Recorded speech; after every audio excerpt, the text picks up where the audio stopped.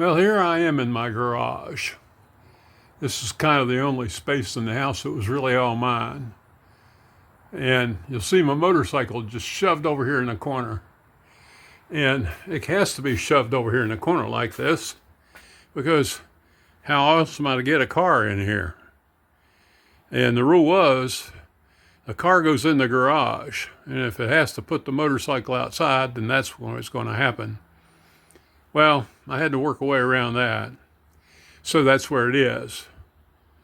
Now, what I really want to do now is show you how it is I get it over there in case you happen to be the one that has to get it back out of that corner and get it out of the garage. So in order to get the bike out, the first thing you have to do is begin to clear away. And you don't have to do a whole lot here.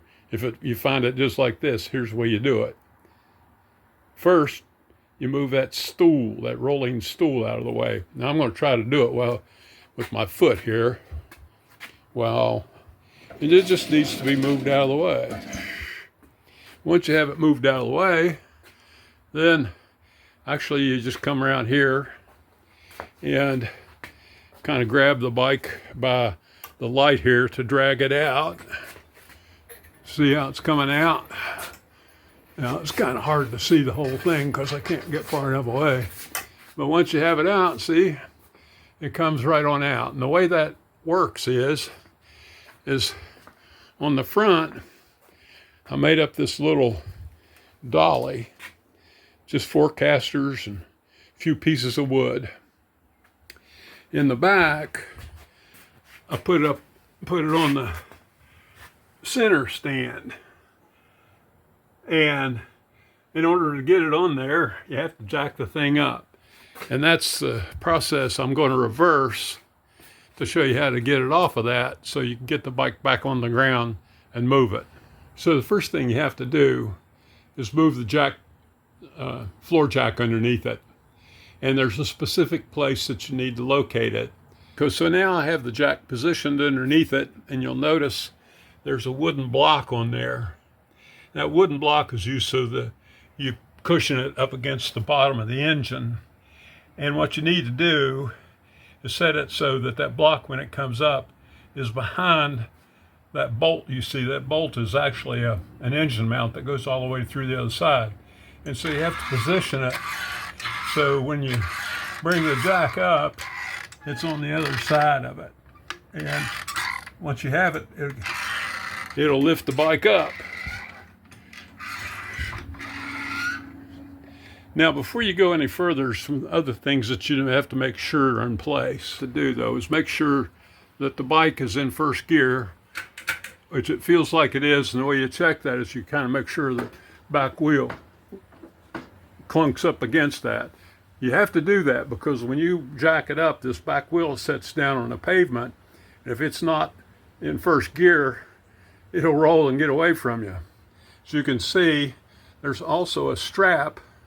And actually, it's a bungee cord that I have attached and wrapped around the center stand to make sure that once you take it up and the center stand gets free, if it's not held back like this, it'll close and you're screwed because then you got the bike on a jack and no way to support it when you set it down.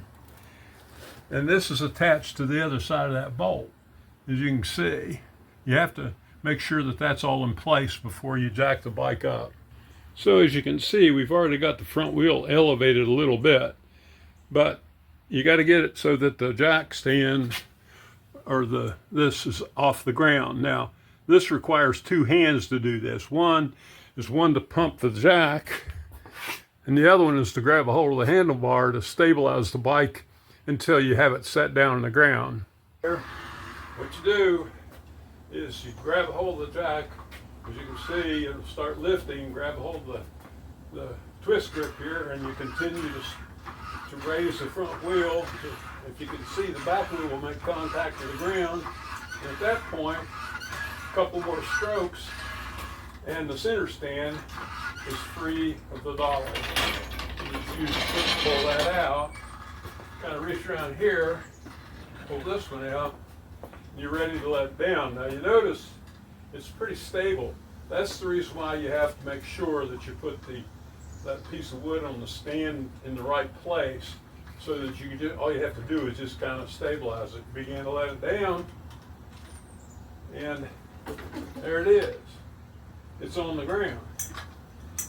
So at that point, all you have to do is, well, all you have to do is go take the stuff on the other side off. I'll show you what that is. Okay, so we've got the thing on the ground.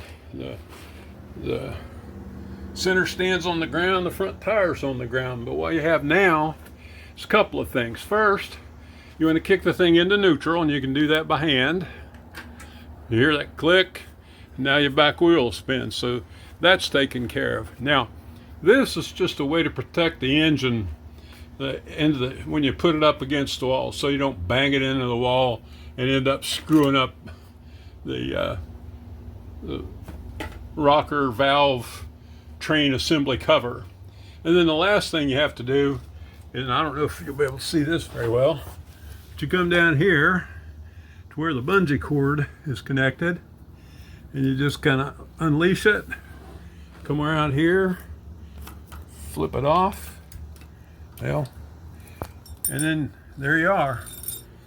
The bike is off the stand, sitting on the garage floor, and ready to go. Yeah, so once you have it off on the floor like this, then you can go ahead and go about whatever you're going to do. Work on the bike, take it out of the garage, go ride it, whatever. But in order to put the bike back in this corner over here, you just kind of do the reverse process. And so hopefully I can find me some editing software and put this together, so if one finds themselves in a situation where they have to put the GL out on the street and it's in the corner, that's how you do it.